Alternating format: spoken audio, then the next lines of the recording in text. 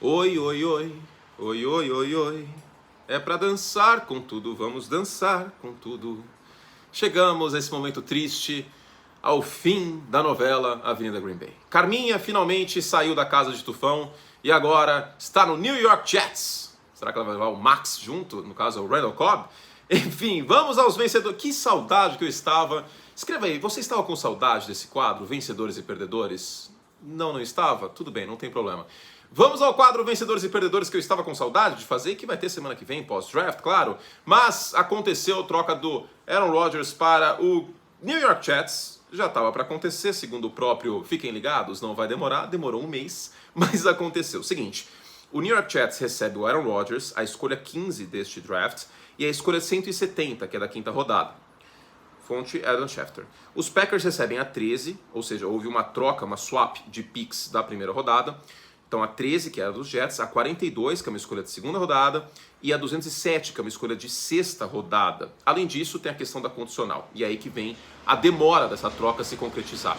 Neste momento seria uma segunda escolha em 24. Se o Aaron Rodgers jogar 65% dos snaps, vira uma escolha de primeira rodada no próximo draft, no draft 24, ok? Que é o que deve acontecer, mas é um seguro para os Jets no caso do Aaron Rodgers fazer que nem usava na série Ted Lasso, que sim... Ih, vou dar spoiler, hein? Pra quem não tá assistindo. Usava é tipo o Aaron Rodgers, ele medita, tem umas pedras, ele é muito doido, é igualzinho o Aaron Rodgers. Na verdade é meio que o Ibrahimovic, mas também mais para Aaron Rodgers. E do nada ele aposenta na terceira temporada. Ele um belo dia resolve aposentar. Então se um belo dia o Aaron Rodgers meter usava e for cuidar da plantação de abacate dele, ou fazer um retiro espiritual de 4 dias no escuro, os Jets estão precavidos de não precisar pagar uma escolha de primeira rodada, mas sim uma de segunda, caso ele não bata esses 65% de snaps, tá bom? E também lesão, né? Porque o Aaron Rodgers não é nenhum garoto mais, ele não tá numa rave virando à noite 3 dias em Itu. Ele tem 40 anos de idade na temporada 23. Bom, 39, 40, enfim. Tudo a mesma coisa, né? Chega, começa a ter cabelo branco, é tudo a mesma coisa. Vamos aos vencedores e perdedores, então. Que coisa maravilhosa. Vocês querem que eu comece pelos perdedores ou pelos vencedores? Como que faz mais? Eu não sei mais como faz esse quadro. Perdedores. O primeiro deles é o Zach Wilson. Porque o Zach Wilson foi uma escolha de primeira rodada, que foi pro banco ano passado pelo Mike White. Novamente, eu vou refrisar essa frase. Foi pro banco ano passado pelo Mike White. E o Zach Wilson deu a entender que ia dar trabalho para quem chegasse nos Jets como quarterback para a temporada 23. Boa sorte, Zach Wilson, num trabalho para um futuro Hall of Famer. Eu acho que não vai dar muito como você dar trabalho. Zach Wilson não tem mais espaço nos Jets, quiçá na NFL. E, enfim, vamos ver o que acontece. Se os Jets eventualmente trocam ele, mas não tem absolutamente nenhum mercado, né? Ele está no caminho para ser um bust na National Football League. O segundo perdedor aqui, peguem tochas já, que eu sei que vocês são muito bravos, torcedores desse time, é o New England Patriots. Com o Aaron Rodgers na divisão, vale lembrar que os Patriots ganharam dos Jets uma das partidas no ano passado, num jogo horroroso que teve um retorno para touchdown. Se tivesse o Aaron Rodgers e não o Zach Wilson naquela partida, provavelmente os Jets teriam vencido aquele jogo. Com o Aaron Rodgers na AFC East, com os Dolphins tendo Jalen Ramsey e o Vic Fangio, uma defesa melhorada, e o Tua de volta, e com o Buffalo Bills sendo um dos candidatos ao Super Bowl, o New England Patriots é a quarta força. É a quarta força da divisão provavelmente mais forte da liga? Sim. É um time que ainda pode sonhar com playoffs? Sim. Mas hoje a situação fica bem delicada e pode até ser que os Patriots tenham campanha negativa na próxima temporada. A perspectiva é muito parecida com 2008, quando o Brett Favre foi para os Jets. Divisão mais forte da liga e os Patriots naquele ano tiveram 11 vitórias e não foram para os playoffs. Teriam ido com 7 times por conferência, diga-se, que é o regulamento agora. Mas, de qualquer forma, a vida dos Patriots fica mais difícil, sai como perdedor nessa situação. Hoje, para mim, o Mac Jones, considerando o Tua apto a jogo, o Mac Jones é o pior quarterback da divisão, né? Então, complicado esse aspecto. Falando nele, aliás, antes, a AFC é uma perdedora. A AFC é uma perdedora, porque nesse aspecto, ou menos vencedora, porque é mais um quarterback de quilate para a Conferência Americana. E é muito importante frisar uma coisa. O Aaron Rodgers jogou mal ano passado? Eu não acho que ele jogou mal. Ele não jogou no nível Aaron Rodgers. E talvez ele não tenha sido um quarterback top 10 na temporada passada. Mas ele ainda foi um quarterback acima da média. Vale lembrar que houve problemas na linha ofensiva. Vale lembrar que o Christian Watson só foi embalar na segunda metade do campeonato, tá? E na segunda metade do campeonato, o Aaron Rodgers estava jogando um nível acima da média. Tirando, claro, a partida contra Detroit, que aí foi um espetáculo de show de horrores. Foi tipo Noites do Terror do Play Center, aquela interceptação que ele teve. Mas de qualquer forma, a AFC sai como perdedora nesse aspecto. O que eu escrevi aqui, velho? Ah, sim. A AFC sai como perdedora e o Brett Favre sai como potencial perdedor. Por quê? Porque se a gente tinha alguma dúvida... Porque, assim... Vão me xingar, mas tudo bem. Eu acho o Brett Favre um dos jogadores mais superestimados da história do futebol americano.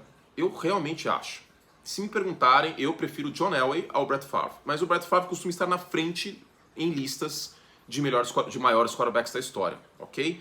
O Aaron Rodgers, para mim, é um quarterback hoje com um legado superior ao Brett Favre, na minha humilde opinião. A campanha em playoff dos dois é muito parecida e agora o término de carreira deve ser muito parecido, pelo menos no início do crepúsculo, porque os dois foram trocados para o New York Jets. O Brett Favre em 2008, para a temporada 2008, e o Aaron Rodgers 15 anos depois, agora na temporada 23. Só que, na minha opinião, os Jets de 23 têm mais chance de dar alguma coisa do que os Jets de 2008 do Brett Favre, que sequer foi para os playoffs. O Favre teve problemas de lesões naquele ano. Ele foi render em 2009 com os Vikings, um time melhor, inclusive. Então, pode ser um contraste para lá de interessante no legado dos dois. E o Brett Favre sai como perdedor indiretamente, porque são os dois indo com um título de Super Bowl para os Jets e o Aaron Rodgers hoje com os Jets é candidato ao título. Não é favorito, é candidato e deve ir para a pós-temporada. Com os Jets, o Brett Favre não foi para a pós-temporada. Então, a ver o que acontece.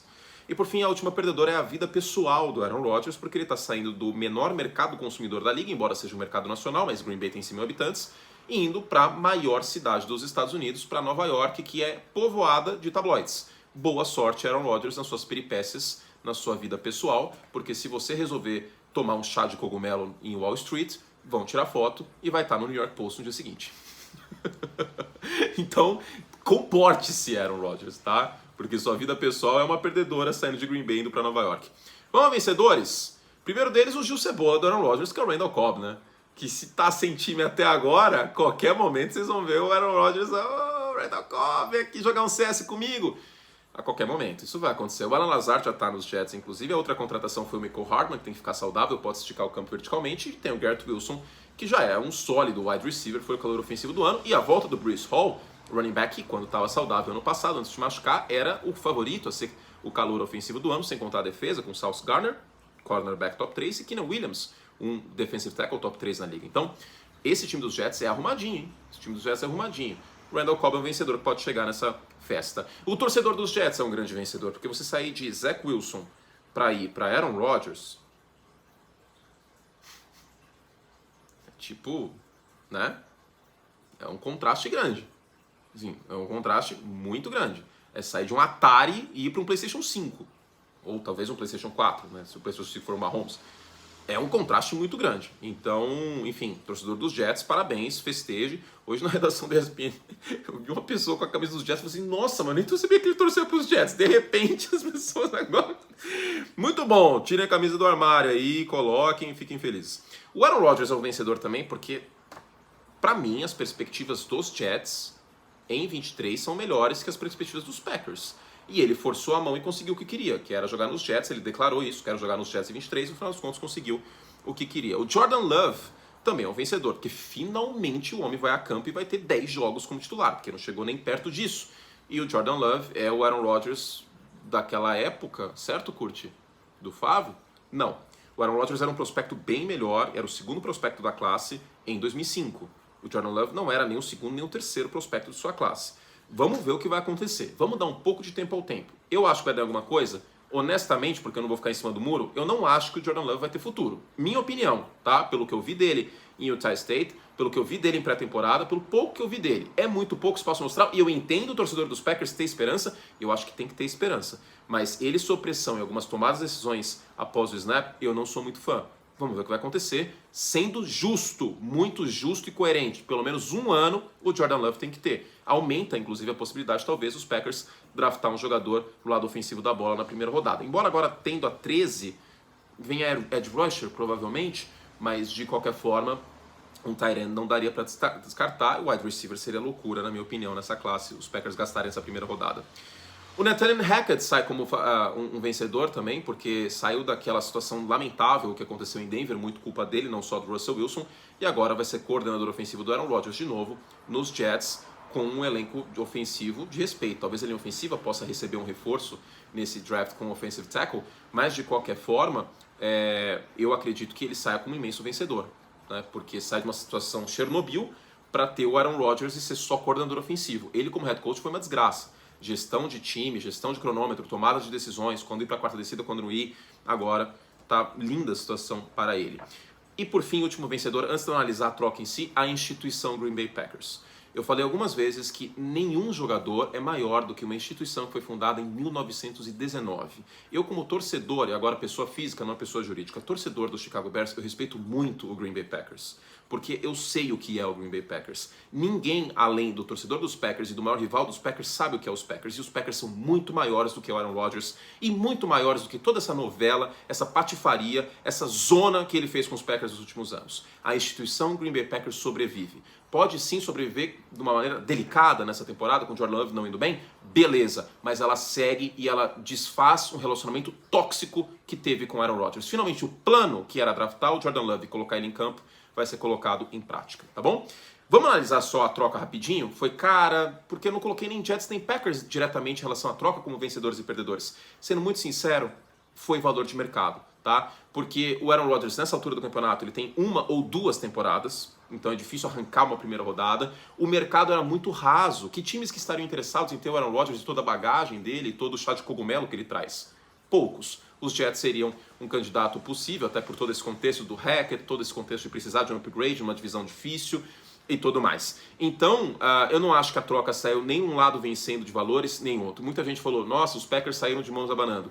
Mas provavelmente a tendência é que essa troca vire uma escolha de primeira rodada no ano que vem. E aí os Packers tendo duas escolhas de primeira rodada em 24. Eu acho que vai ser duas escolhas, uma dos Packers nas primeiras 20 e a outra dos Jets nas 10 finais. De qualquer forma, esse era o valor com a escolha condicional e por conta da escolha condicional e dessa negociação que demorou para sair alguma coisa, mas a tendência é que saísse até o draft. Achei de bom valor para os dois lados com a condicional. Foi um negócio muito bem amarrado, como deveria ser. Certo, Tom? É isso aí. Fizemos todo o estrago que podíamos. Um beijo carinhoso para vocês. Tem vídeo, perguntas dos membros para os assinantes aqui do canal, os membros Like Plus. Tem muito mais coisa legal vindo pela frente. Amanhã eu vou falar, inclusive, sobre os Jets e sobre os Packers. O que eles podem fazer nesse draft com um rearranjo das escolhas. Agora os Packers têm uma escolha a mais na segunda rodada e tem a 13ª escolha do draft. Os Jets têm a 15ª, que eu ainda acho que devem investir em linha ofensiva, mas eu falo sobre isso amanhã num vídeo para os membros. E outros times também a gente vai conversar. Vai ter draft simulado aqui no canal. Vai ter muita coisa legal. Vem com a gente. Se você gostou, faz barulho no caldeirão, quem gostou. Mas deixe seu like. Se inscreva no canal, é de graça, não custa nada. E se você gosta muito do meu conteúdo e quer dar ração para esse gato que vai comer agora, você pode assinar o Like Plus e ter muito mais conteúdo. Beijo carinhoso e até a próxima. E acabou! Finalmente acabou essa novela. Acabou! Acabou, Tom! Vamos comemorar, Tom! Acabou! Acabou! Acabou! Acabou, maldito, trocado logo.